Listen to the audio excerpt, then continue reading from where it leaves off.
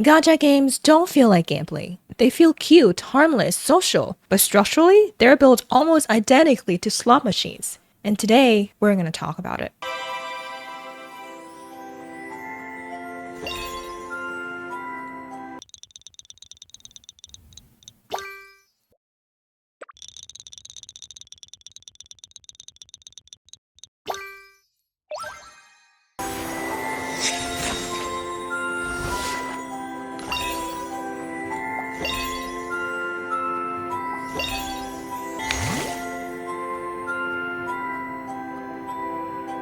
Today, I want to talk about Heartopia, the only one gacha game that I ever played in my life. Seriously. And I didn't go into it thinking that I was signing up for a literal psychological experiment. It only looked cute. That's what attracted me to it. Looked cute, harmless, just fashion, characters, events, farming, building cute houses, all that stuff. But then the longer I played, the more I realized something uncomfortable. I wasn't just playing a game. I was participating in a system designed to keep me pulling. And once you see it, you cannot unsee it. So what is Heartopia? Picture Stardew Valley or Animal Crossing, but online. You get to interact, play with your friends, you can invite them to your server, you can see other players on the same server that you're playing on. It's technically just a cozy game that is online in a gacha style. You will have normal in-game currency that you can grind every single day by doing farming, fishing, doing quests. You get to use those in-game money to buy clothes, to buy furniture, to buy pets, etc. But there's also a special token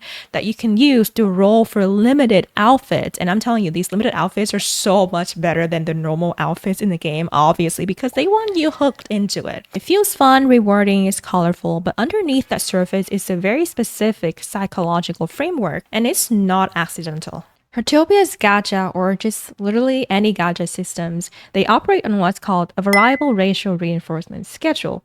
Now, this term is not a new thing. It's not a conspiracy. It's a known fact in psychology, and just depending on how you use it, it doesn't always have to be evil. A variable ratio reinforcement schedule provides rewards after an unpredictable, changing number of responses, designed to create high, steady, and persistent rates of behavior. It is used to maximize motivation and increase resistance to extinction as the subject continues responding in hope that the next action is the winning one. Some examples for this would be like, for example, in sales commissions, a salesperson does not know which client will purchase, so they're going to keep making calls, and they must keep making calls in hopes that the next one is going to purchase something from them. And another example in behavioral therapy or education is when a teacher, they will only give praise after 2, then 5, then maybe 3 correct answers to keep the students engaged. Or when the teacher does not tell you when a random pop quiz is going to be, obviously because it's random, to keep the students coming to class every single day fully prepared. So it does have positive outcome. And in video games, it's actually used a lot with the random loot drop system or bonus rewards for performing actions. So all in all, a variable ratio reinforcement schedule is technically just a fancy way of saying you don't know when you win. And that uncertainty is the hook. This is the same reward structure used in slot machines. You don't get dopamine when you win, but you get dopamine when you might win. So every pull is anticipation. Every near miss feels intentional. And the randomness keeps you emotionally invested far longer than a fixed reward system ever could. Again, that is not conspiracy. That is just behavioral psychology. The more you engage in these kind of activities, the more you're going to feel more compulsive. You're going to more likely to engage in high risk activities. You're going to find yourself keep wanting to play one more game. What? To get a better loot drop, to, maybe pull that and get that high rarity item. I'm also going to say that not everyone has the same reaction to these kind of games. A lot of people enjoy the random loot drop games. A lot of people find themselves getting too addicted to it, whereas they can't even put the game down. No. And so if you find yourself being a little bit sensitive to these kind of looter shooter kind of games, then I would highly suggest you stay away from gacha or gambling and and again, like loot games, basically. Now let's talk about the gacha loop and how the loop works in most gacha games, including but not limited to Heartopia. So Heartopia constantly uses limited time banners. Let me show you what it is. 32 days, 32 days, 23 days. Look at the outfits, really cute. Let's check. They also have limited events.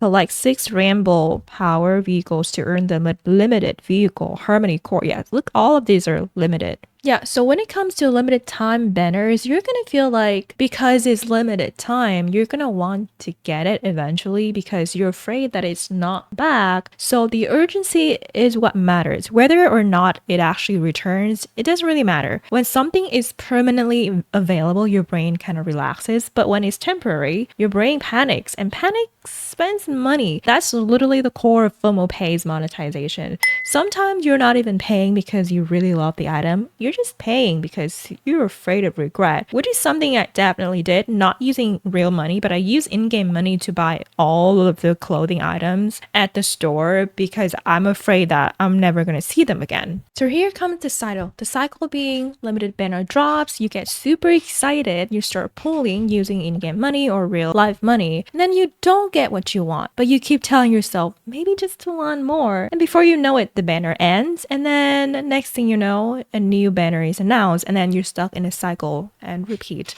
Or best case, maybe you pulled using real life money and you ended up getting what you want, what you really, really want. But before you could even comprehend and like really take in all of the joy from getting that rare item that you really wanted, new banner already dropped, and now you're excited for newer, more rare items, and then you're gonna feel like, oh, let's pay for that one too, because why not? That is the cycle of the gacha loop.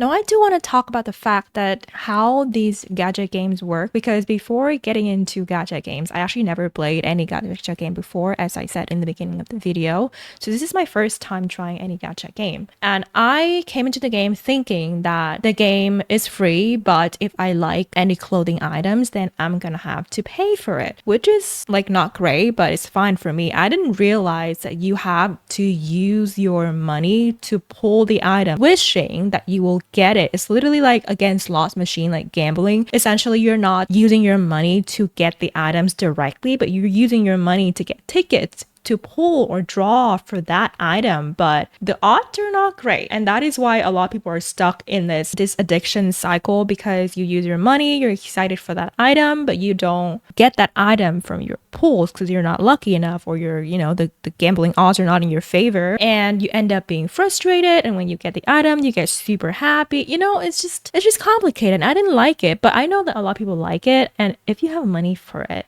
and I guess it's fine. Okay, I do want to say that there's an option to just buy the items and not having to go through the slot machine. Because this game has, I think, 3 types of currency, actually 4. So I think the red heart is the one that you can use to just purchase the item. For example, let's look at this outdoor set. So I can just buy this without having to draw anything. Or a frog set. Oh, it's the same, just different colors. Okay, let's try to see how much this is. It's 20% off. Wow. Let's go. $19.99 US dollar. Should we go for this? So I guess essentially you can use your money to still buy the items or a set that you want. But again, like these types of game, they still sort of encourage you to participate in the gambling system. Look at the variety of this one. Look at the variety of this one, you know, compared to this tab, the gambling tab. So many more, and it's so much better in my opinion, like the design and everything. Look at this.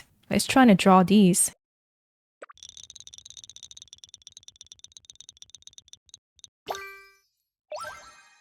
I swear to fucking God, when you draw these items, they will always give you this shitty accessories that you're not gonna use at all if this not in this set of outfit. They're gonna give you like this one. I got this one from me trying to draw before, and yeah, I got just a random thing like earrings and clothes. I never got the main items, so it doesn't make any sense. But yeah, I also want to talk about the fact that these games are literally made for children. This game in particular, Heartopia, they even collabed with My Little Pony, and I don't think that they have have like really strict age verification process because the game is literally for kids, and that's also the danger of a lot of free or like gacha games in my opinion, because a lot of these games are made for kids, and I don't think exposing kids to this kind of addiction cycle is very healthy, don't you think? Now, we cannot talk about gacha games in general without talking about the pity system.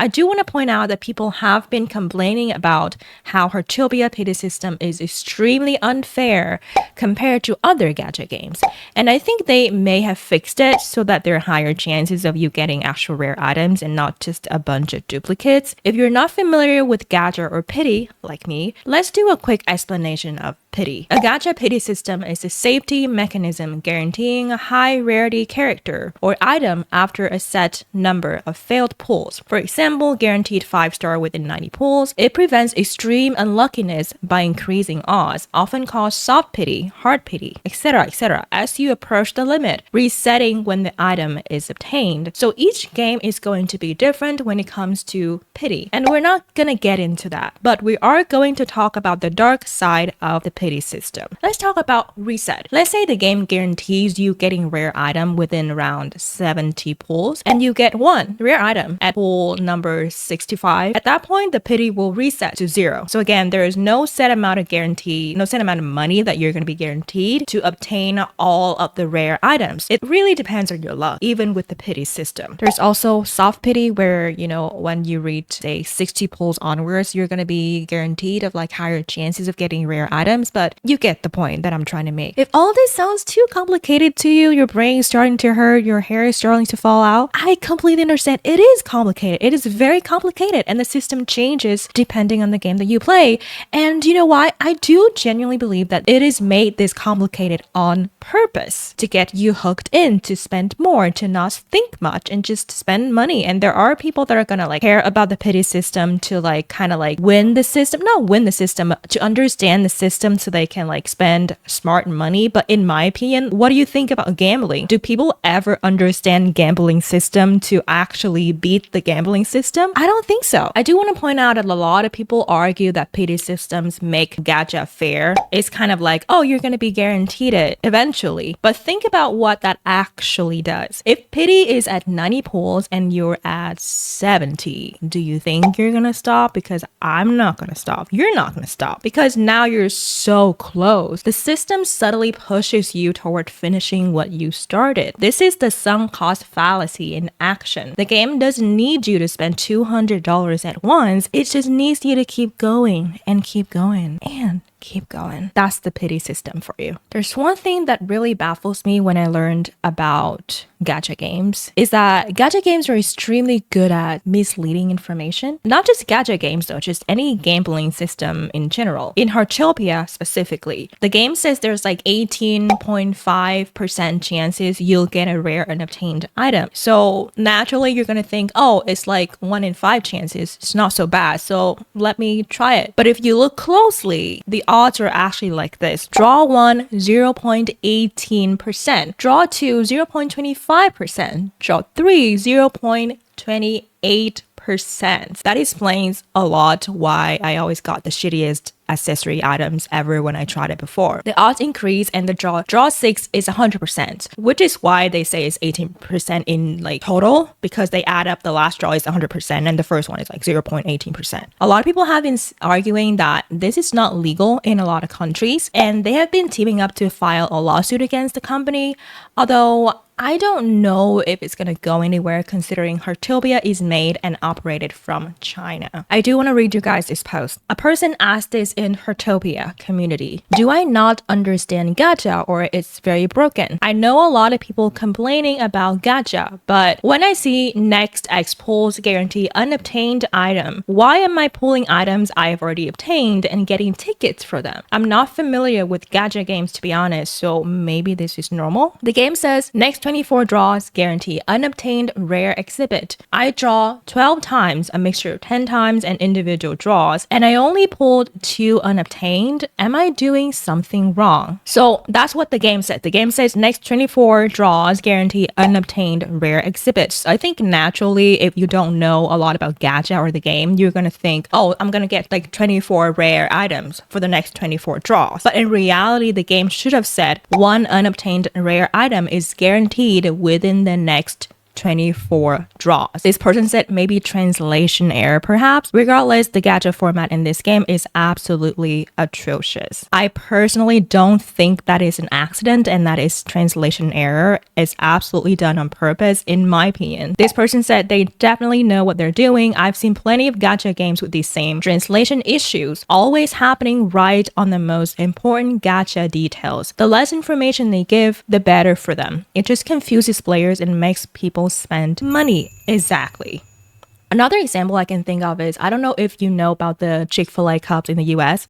Chick-fil-A just dropped these second collectible cups, so I'm going for gold. I bought 2, so let's unbox them. All right, here we go. So I was very extra and got not 1, not 2, not 3, but 4 Chick-fil-A cups. I think you are excessive. Either we're going to have free Chick-fil-A for a year, or we're going to have a lot of cups. We're going to have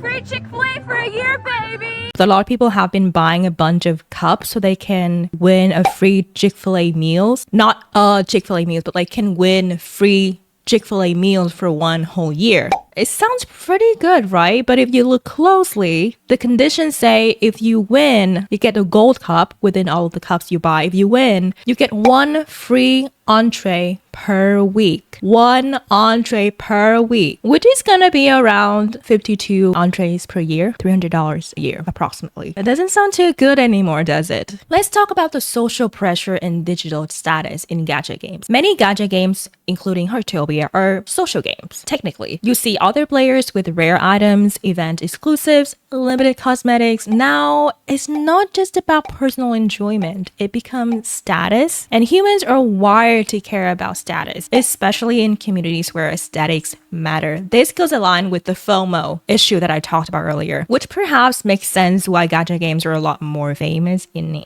Asia, but it's just my speculation. So essentially, you're not just pulling for yourself anymore, you're pulling to not feel left behind. You kind of want to flex, you want to show off the rare items that you got, the beautiful car that you got, the clothes that you got, etc., etc. And then that's going to encourage or pressure your friend into paying money too, because now they want to show off that they also matter, that they want to show off their status as well. Now, let's zoom out a little bit. Games like Genshin Impact, Honkai Star Rail, Fate Grand Order, Heartopia, they generate billions and billions of dollars. And not because players are stupid, but because they attach monetization to emotion. Characters are written to be lovable, events are designed to build attachment, then limited banners monetize that attachment. Essentially, the more money you invest in gacha games, the more likely you're gonna want to stay to flex the items you've obtained. I've seen so many people hating on Heartopia's system, and they want to like file a lawsuit or file complaints against the game, but then they have said several times that they still want the game to continue. They don't want it to be banned. And that right there is the emotional attachment and how dangerous it can be. And that's a very different psychological pressure. The most dangerous thing about gacha system isn't that they're flashy. It's that they don't feel like gambling. There's no casino aesthetic, no spinning slot machine sounds.